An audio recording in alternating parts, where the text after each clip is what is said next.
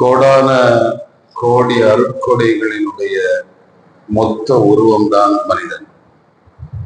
இப்போ மனுஷன் அப்படின்னு எடுத்துக்கிட்டோம்னா அவருக்கு உள்ளால அல்லாஹ் எண்ணிலடங்கா அருட்கொடைகளை உள்ள சொல்லி இருக்கிறான்.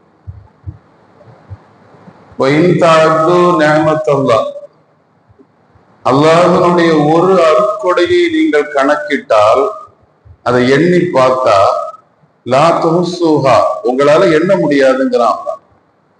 இப்ப கண்ணு அப்படிங்கிறது ஒரு அருட்கொடை.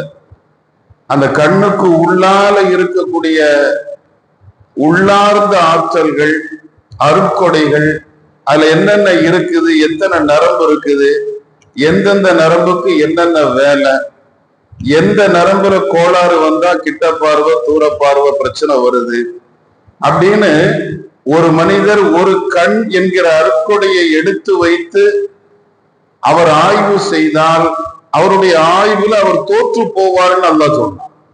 அவ்வளவு அருட்கொடைகளை மொத்தமாக அல்லாஹ் மனுஷ உடம்புக்குள்ள வச்சிருக்கிறான்.